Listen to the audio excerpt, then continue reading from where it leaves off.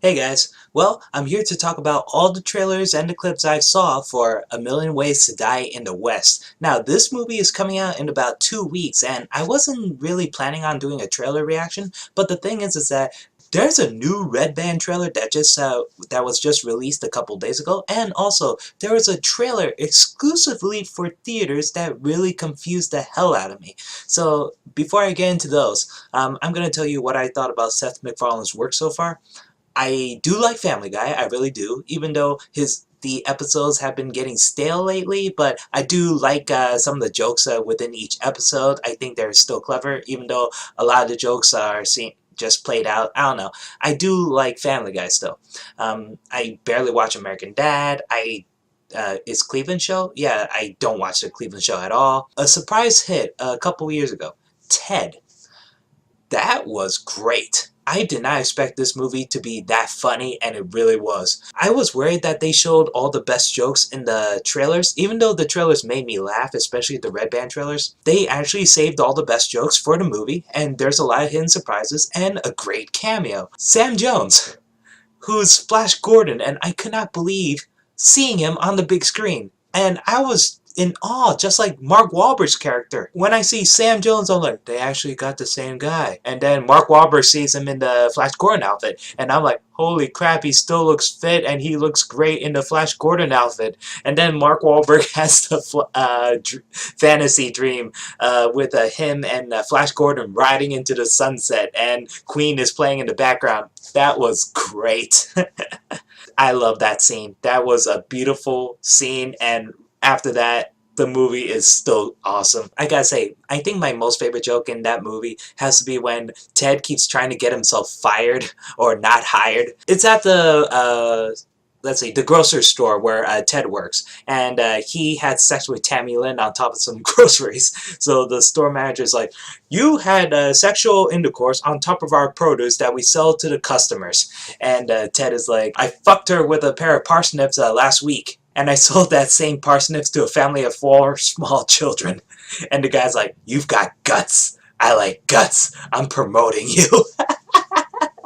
I love that joke. That joke was great. So, A Million Ways to Die in the West. I'm a bit worried about this movie because what I really like about Ted is that Ted is a secondary character in his own movie, even though he's throughout the whole movie. The story focuses on Mark Wahlberg and Mila Kunis, and Ted is kind of ruining their relationship. So that story, even though it's cliched, but it's making fun of those cliches, and it works. So in here, Seth MacFarlane is not the secondary character. He's actually the main character. It's about him trying to survive and not get killed by Liam Neeson. I'm a bit worried about that. I mean, I do like Seth MacFarlane. I like him playing Peter Griffin. I like him playing Brian Griffin. I like him playing Stewie Griffin. I like him playing every other character. But that Family Guy is like an ensemble piece. And Ted is not exactly the main character, but he's almost like the main character. It focuses on Mark Wahlberg, Mila Kunis, and Ted, those main 3. And in here, Seth MacFarlane is not doing like a funny impression, he's just being himself. So I wonder how it's gonna go. And so I'm a bit worried about that. But the trailers are funny. I do laugh at it. But not as funny as the trailers for Ted, especially for the Red Band trailers. But I do like some of the jokes so far. I love the joke with the ice. That was great. I like the joke about the doctor. I like the joke about people dying at the fair. And there's this medicinal guy saying, hey, do you want to try a miracle cure? And then he gets killed by a bull. I wonder if just like for Ted, they're holding everything back, and everything is going to be a very awesome surprise that when you see the movie in theaters. Because Neil Patrick Harris, I don't think he said a word. Amanda Seyfried didn't even say a word, and these two are my favorite actors and actresses. And Neil Patrick Harris was great in Harold and Kumar. He was awesome. I really like him in How I Met Your Mother. He's a great guy. Amanda Seyfried, beautiful, talented woman. Even though I kind of didn't like her in Les Miserables, but I don't fully blame her. Charlize Theron, my god, that woman is still beautiful. Great actress. I remember seeing her in Mighty Joe Young. Liam Neeson, he was awesome in the Lego Movie. I was a bit worried about that, but excited for it when I heard that Liam Neeson was playing good cop, bad cop, but he nailed that role. As good cop, he's like, you know, Liam Neeson from Taken. I have a certain set of skills, and you're gonna make me angry. And, that's the bad cop, and the good cop's like, hey buddy, would you like a cup of water? Yeah, Liam Neeson is awesome. So, but he didn't say anything funny yet. It's just funny reactions toward Liam Neeson because he's in a comedy. So I wonder if he's gonna say something funny. For the Red Band trailer, it's almost the exact same trailer as everything else, but there's a couple new scenes to it. The beginning. Father was talking to a young kid version of Seth MacFarlane about the Tooth Fairy. Put that tooth under your pillow so the Tooth Fairy can give you a penny. The kid's like, okay, Dad. He puts a tooth under the pillow, sleeps, and then when he wakes up, he looks under the pillow, and it turns out it's horseshit. And the father's like, the Tooth Fairy ain't real, dummy. Now pick up that horseshit. I laughed. I did laugh. But I have a couple problems with the scene. First off, is the kid really that much of a dumbass to not notice horse poop is under his pillow all night? He didn't smell it or anything. It didn't feel weird. Okay, I guess he's just a heavy sleeper. But still, couldn't the stench... If I smelled horse shit in the middle of the night, that would keep me awake for hours. Not just that. The way the horse shit looks, it looks clean, too clean, as if the horse actually took a shit on the bed and the father just put the pillow over. And that's the thing. The pillow's over the horse shit and the kid's sleeping on top of it. The horse shit did not smear anywhere on the pillow. It didn't smear anywhere on the bed. So that is just a bit weird. And not just that, the father is the one who puts the horse shit under the pillow to make young Seth MacFarlane pick it up. I feel... Why? So there's a couple new jokes about the black shit. The father has been shitting through the penis. There's a couple new scenes about the doctor. He couldn't save him. It was just a splinter. And then they are trying to use up all the graves. And yeah, it's mostly, there is a slapstick, and I do like it, where Seth MacFarlane is trying to shoot off these glass bottles off a fence, but for some reason couldn't shoot them, and then he goes up like an inch away from a bottle, and he still couldn't shoot them off, so he just pushes them away. That was great. There's a couple new scenes with Giovanni Ribisi and Sarah Silverman. Now, here's the thing about Sarah Silverman. She's 50% of the time, she's okay. 50% of the time, she's annoying as hell. To me. In here, she's a mixture. I mean, I don't hate her, but I don't fully like her. I don't know, her voice is just weird to me. And sometimes I kind of think she's hot. Just sometimes. But here, I don't know. She's playing a prostitute, I guess, or a dancer. I don't know who she's playing. But she was talking about... it's Giovanni's first time seeing a vagina. You know, he is great in Ted. He really was, Giovanni.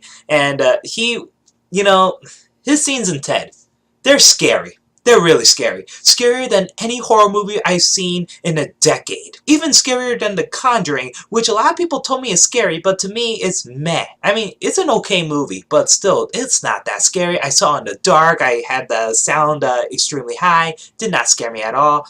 Actually, that's a lie. No. I was scared. I was scared by two things. And they both are just one thing, actually. It's the doll. The doll in the opening and the doll near the climax. That scared the shit out of me because I did not expect to see that freaking doll. You know what? That's off topic anyway. Sorry. So, he was like a serial killer in Ted. So, he was scary, and the music cues, that was brilliant. He was great in Ted. So in here, he is making me laugh. He's like, oh my god, it's my first time seeing a vagina. And Sarah Silverman's like, you never seen a vagina? Okay, here. And he's like, is that it? And Sarah Silverman's like, yeah, that's the vagina. And there are these folds. And Giovanni's like, oh my god, let me close the Bible. He was great. I like him. I like him. He is awesome. I gotta admit, the final part of the Red Band trailer that I found hilarious is when Liam Neeson is challenging Seth MacFarlane to a duel, and before they start, Seth MacFarlane has the balls to say, oh wait, look at the shadows. So he puts his fingers near his crotch and then made a shadow of a cock going into Liam Neeson's mouth Shadow's mouth. So everyone's like, oh, why would you do that? But Seth MacFarlane is just doing it and doing it and doing it. Yeah, that was silly. Not much is new with the Red Band trailer, but now I'm going to talk about the trailer that was exclusive to theaters. And I saw this trailer right before I watched Amazing Spider-Man 2. And if you haven't seen my review for Amazing Spider-Man 2, click over here below. Pshing! This trailer, it's not really new. It's the same trailer I've seen many times before, even in theaters. But here's the weird thing. Something was added at the end. After you hear the guy say, "A Million Ways to Die in the West," and then it says directed by Seth MacFarlane, shows the date, May 30th. But then the scene keeps playing. You see Seth MacFarlane outside of a cabin or some shed of some sort. And then some blue light is coming out from this shed. So he goes investigate. So he peers through the door, and then who do we see? Christopher Lloyd. And who's he playing? Doc Brown. Doc Brown. How do I know he's Doc Brown? Not only does he look exactly like Doc Brown, the DeLorean's right there. Yeah, he covered it up, but right before he covered it up, you see that it's the DeLorean. The actual DeLorean's there. Seth MacFarlane then asks him, "Oh, what are you doing?" And Doc Brown's like, it's a weather experiment. Oh, yeah, that's really Doc Brown.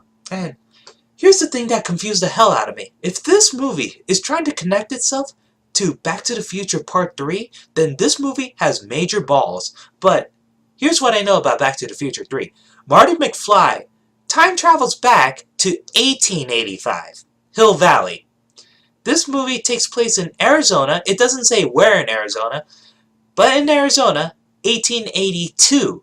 3 years before Marty McFly is supposed to come to that time and date. I'm wondering if it's going to lead up to Back to the Future 3, or this is going to show what Doc Brown's been doing all this time before he meets up with Clara. I don't know. And here's the thing. I love Back to the Future. I have the Blu-ray right here. And I'm probably going to see Back to the Future Part 3 tonight. If they're connecting this, like I said, Seth MacFarlane has huge ass balls.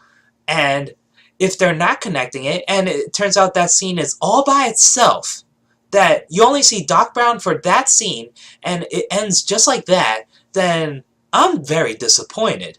Because I wanted to see more of this. I felt like that's probably the best joke they just show in the trailer. And like I said, this trailer is exclusive to theaters. Because I tried looking after this trailer right after I saw Amazing Spider-Man 2, and I just couldn't find it anywhere. I just see newspaper articles talking about it. So yeah, this trailer is confusing. I wanted to connect. I almost want Michael J. Fox to come back, but I know that he doesn't look...